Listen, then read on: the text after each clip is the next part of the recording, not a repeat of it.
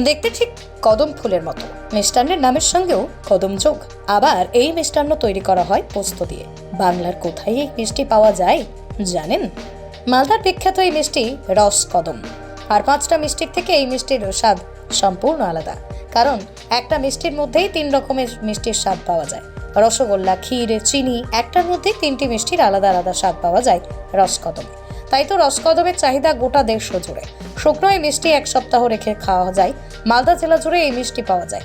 আকার অনুযায়ী মিষ্টির দাম 10 টাকা থেকে 20 টাকা পিস হিসেবেই বিক্রি হচ্ছে বর্তমান বাজারে। রসকদমের জন্য মালদা জেলার খ্যাতি ছড়িয়েছে দেশ থেকে বিদেশেও। কদম মালদাতেই তৈরি হয়। এটার কেমন চাহিদা, কেমন বাড়ছে? চাহিদা খুব ভালো চাহিদা, আর এটাই তো মালদা ফেমাস মিষ্টি। মালদার বিখ্যাত এটাই রসকদম্ব, আর কানসারটাই মালদা ফেমাস। রসকদম মিষ্টি কত বিক্রি হয় দিনে, কেমন চাহিদা, কোথায় কোথায় যায়? গোটা ওয়ার্ল্ডে গেছে। কীরকম মানে এই মিষ্টিটার টেস্ট কেমন? ভালো, লংজিভিটি, অনেক দিন থেকে খাওয়া? হ্যাঁ 10 দিন থাকবে। অন্যান্য মিষ্টি কেমন? অন্য মিষ্টি থাকবে না এতদিন, কিন্তু রসকদম্বটা 10 দিন থাকবে। কেন রসকদম্ব নাম কেন? রসকদম্বটা বাংলাদেশ থেকে হয়ে এসছে। রসকদম্ব রাজারা খেতে এই মিষ্টি। তৈরি কীভাবে হয়? ক্ষীর লাগে, ছানা লাগে, আর পোস্ত লাগে। উপরে দানা আছে পোস্ত। প্রথমে ছানার রসগোল্লা থাকে একটা ভেতরে, তারপর ক্ষীরের পোড়ক থাকে, তারপর পোস্ত দেওয়া থাকে।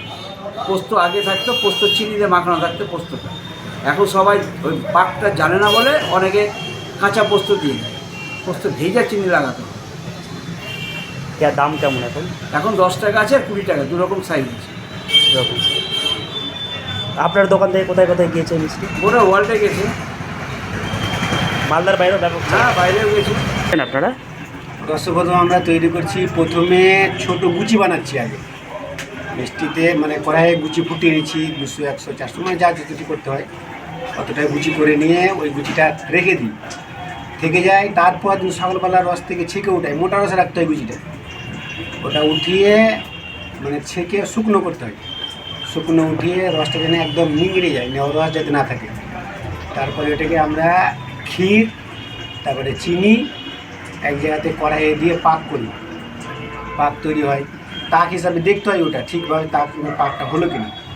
পাক হয়ে যাওয়ার পরে ওটাকে কড়াই নামিয়ে, কড়াই থেকে ঠিক ঠান্ডা মানে মিডিয়াম ঠান্ডা নামিয়ে ওকে তারপরে সে পিড়াতে ঘিস মেরে ওকে নিজের আয়ত্তে নিয়ে আসতে হয়। নিয়ে এসে ওই গুচি ভিতরে ভরে তারপরে এই দানাতে লাগাতে হয়।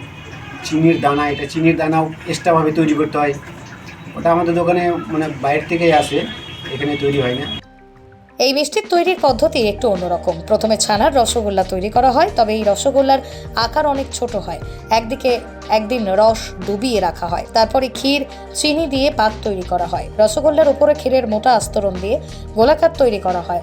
তার উপরেই দেওয়া হয় পোস্ত। বিশেষ পদ্ধতিতে পোস্তর উপর চিনির আস্তরণ তৈরি করা হয়, সেই পোস্ত দেওয়া হয়। এখন অনেকেই সরাসরি পোস্তর দানা উপরে দিয়ে থাকে। এইভাবেই তৈরি হয় রসকদম। পোস্তর দানা উপরে থাকায় দেখতে কদম ফুলের মতো লাগে এই মিষ্টি। পশ্চিমবঙ্গের প্রতিটা জেলায় বিশেষ মিষ্টি পাওয়া যায়। মালদা জেলার রসকদম সেই তালিকায় রয়েছে। রসকদমের জন্য এই মিষ্টি প্রেমীদের কাছে বিখ্যাত মালদা জেলা। Desk report, express Kolkata.